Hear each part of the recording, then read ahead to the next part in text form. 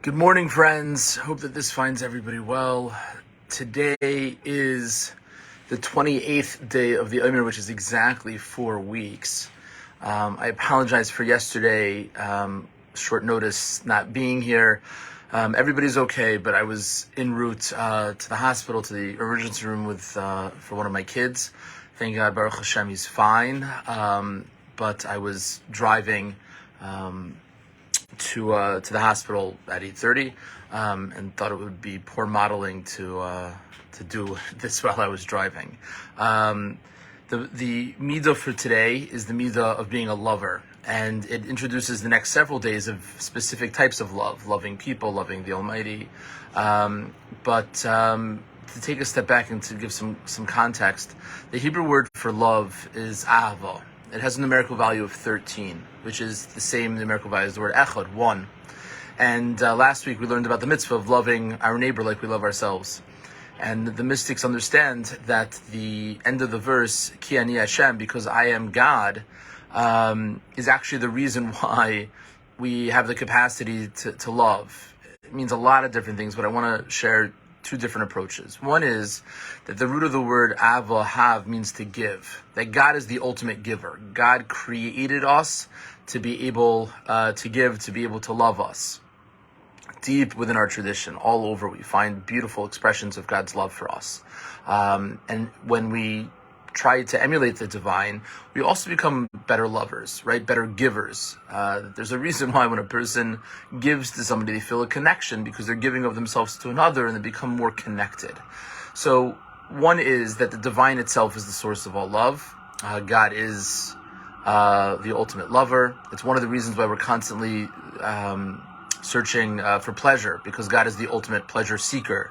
God is the ultimate pleasure source of all pleasure, but the pleasure giver, meaning God created us to give us pleasure, and therefore we're in this world to receive pleasure, right? To earn pleasure. But there's a different type of pleasure. There are many different types of pleasures. There are healthy pleasures, there are unhealthy pleasures.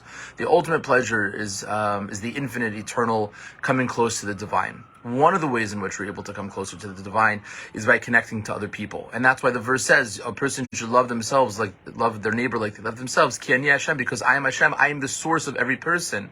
And the idea that I'm connected to you because we're each connected to the divine, and that there's a part of the divine in each one of us, that really allows us to relate to another. We might speak a different language, we might live on a different continent, we might have different favorite foods and different interests. But at our very core, the essence of what makes us a human being is the fact that we're creating the image of the divine. And that relatability allows us to love. Because if a person doesn't understand another, then it's very difficult to love them, because you don't know what's important to them to be able to internalize to make it important to you. But if a person understands it, another human is a human being, and you actually don't need to know a person. There's a moral imperative to make sure that people have their basic needs met. As a human being, we're able to connect and love in that way. It's easier said than done, because sometimes people make it very difficult for us to want to be connected to them. But that's part of the work, is that we're commanded to love people because they're people. God doesn't make mistakes. God doesn't put extra people in this world. And so we need to inspire people and try to get them to be the best versions of themselves, and to try to motivate them and create the best chance of people being the best versions of themselves. But at the core, we're supposed to love people. We're supposed to love people. The word, like we said, Ava has a numerical value of 13. Also, the word Echad has the numerical value of 13 to speak to the unity of the divine, the unity of humanity, that we're all part of it. The Sfas Emes makes this observation by the four sons. It says Echad Chacham ve'Echad Rasha, Echad Tam, Echad Sheinu Yidei Lishol, the one who, right? So the number Echad, 1, has a numerical value. Aleph is 1, Ches is 8, Dalet is 4. So there are four sons. There's the awkward placement of the word Echad by each one. 4 times 13 is 52. The numerical value of the word Ben, child, right? Base is 2, known as 50. So we all have these different kind of compartments, these different aspects of ourselves, these different each one of us is differently is evolved in different ways. We have things which are very difficult for us. We have things which are really that we excel at. We have things that we don't even know that we don't know. We don't even know how to ask about. but there's a unity within each one of us that we need to recognize, that we have different, sometimes competing interests, but the ultimate goal is to unify them, that everything works together, the body and the soul. And this is true for humanity and community, and that's why there's more holiness. The more people that are in the room, the more God in the room, the more that we're able to come together as people.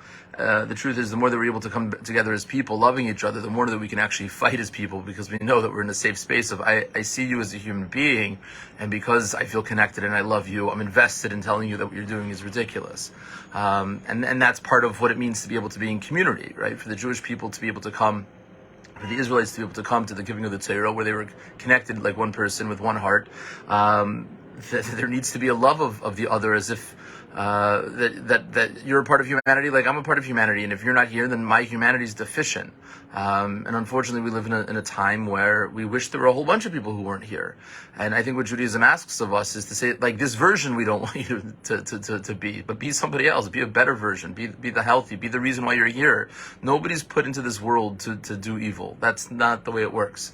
We're put in this world to make choices, and some people are making poor choices. Some people don't know any better, that their choices are really bad choices, and that's true for all of us, that there are things that we could do better. No one's perfect, and we're all learning. And so part of the identity of a lover is to give rebuke.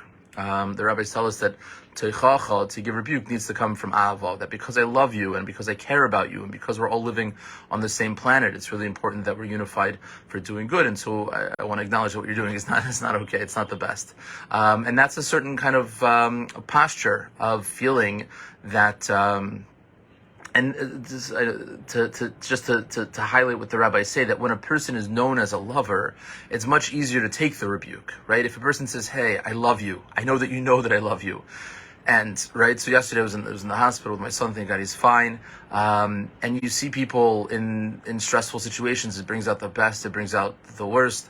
I'm really blessed that my son, my oldest son, he has like fantastic character traits. He was in a lot of pain, and he just kept on saying please and thank you to the nurses and to the doctors, and I was really inspired. And thank God the surgery that he in the end didn't need was a relatively minor surgery, but they thought that they needed surgery, and so they said, we're just not sure how long this takes. There's 2 more traumas on their way here now, and he's 17, he's a pediatric ward. And a person realizes, there's 2 kids that just had traumatic episodes, and you think about your own where you are in all of this, and if it doesn't, if when hearing that their kids in ambulances coming to the hospital because something traumatic happened, you have to feel something. If you don't feel something, there's something wrong with your own humanity. I didn't know their names, know nothing about them, but they're 2 kids who are heading to the emergency room in hospitals that surgeries might get pushed off because they have traumatic injuries. A person needs to feel that for adults as well. A person needs to feel that if somebody's in pain and somebody's suffering, that there's a breakdown in society. Society is not supposed to be suffering. Society is not supposed to be the way it is right now. It's so broken in so many ways, and if a person really wants to feel like they're part of fixing it, I think that there's an invitation to, when we hear about all the negativity and all of the horrific things, not just to feel for the victims and those who are suffering and those who are surviving, which of course we need to do whatever we can, but also that that it's happening. That the concept that there needs to be, we live in a time where we're very blessed to have a lot of resources, and thank God there are doctors and nurses and hospitals and all over the things, but that just such a thing is necessary. Even the concept of death itself, that death should have to exist, it wasn't part of the original plan. According to our tradition, God created Adam and Eve in the garden on Friday, and the vision was that they would get into that first Shabbos without sinning, and that would be it. They would manifest their freedom of choice of not eating from the tree of knowledge, and that itself would tip the balanced scales to goodness, and then that would be the end of it. But of course, that's not what happened. And so, when we think about our identities as a lover, I think we sell ourselves short in trying to find, I want to find a partner, I want to be a loving person at work and with my family and in these small circles. And really part of what it means to be a lover is to think about the global, the cosmic, the universal, God as the ultimate lover. And that this causes pain for the divine as well. I heard about 2 incidences yesterday in the emergency room. Those aren't the only 2 in the universe. And there's something about death in particular that this week's Parshas Emor, deals with what's called a mace mitzvah. A mace means a person who passed away. Mitzvah means where there's a commandment. And when we think about our relationship to other people, it's actually, no pun intended, is actually very relative. The Kohen is not supposed to come close to a dead body, but there's 7 categories where they're allowed to, because those are considered to be more immediate relatives. However, the rabbis tell us if a person passes away and doesn't have anyone to take care of the burial needs, so then the whole world is considered to be a relative, right? An intimate, a close relative, because and there's some really deep messages in this, that when a person has a body and the soul which are connected, so it's really the role of the body to allow the soul to govern and inform its actions. That what am I supposed to be doing? I'm supposed to be advancing the cause of goodness in the world. That's the purpose of being here. And so we have choices, and so Judaism is a religion of action, and we live in a world that requires action. So it's the body that does the action that hopefully is motivated and informed by the soul. And then the soul is really able to help elevate the body in that process. When death occurs, and that's defined by the separation of the body and the soul, each going back to their source. So then the body is no longer in a place of being able to make choices, and it's no longer informed by the soul. And so then it really, the words are that it becomes a mace mitzvah, that the body itself, free from the soul, now becomes the subject of a mitzvah, right? Because now we have a communal responsibility to take care of a person who can no longer take care of themselves. And so there's a shift from the body as being the conduit to be able to perform the mitzvah, to now then being the object for which the mitzvah is done. And unfortunately, it's often too late when we are in relationship with somebody who passes away to be able to then have conversations or to do some of the deeper, harder work. And so there's a way in which we can heal and in a asymmetrical way do acts of loving kindness and take care of a person without any sort of expectation of reciprocation, because the person is no longer alive. And that's why it's called a chesed shel emes, that it's really a function of doing kindness with the ultimate awareness of truth, which is that we're meant to be kind to another person. And we live in a time where, unfortunately, it's sometimes easier to relate to people after they pass away, to be able to do acts of kindness than when they're alive. And that's because people are complicated. So this Mishnah and this teaching today in particular is meant to make us really have that kind of clarity of the truth when people are alive. The fact that somebody's difficult doesn't mean that I love them less. It just means maybe we don't have the bandwidth to deal with them right now. But we need to really reinforce our internal sense and capacity and expand our ability to love people, because the hate never makes anything better. And so we need to find healthy ways of being able to convey the love and to bring people together, because the ultimate expression of love is through unity. It's through coming together. It's by recognizing how interconnected we all are. And that can be done through a lot of different ways. But if it's not something that we're conscious of in terms of having the intentionality of the motivation, and Sfiras HaOmer in particular is a time that people often make the declaration before they count, right? Right, that I'm preparing myself to have in mind to fulfill this, right?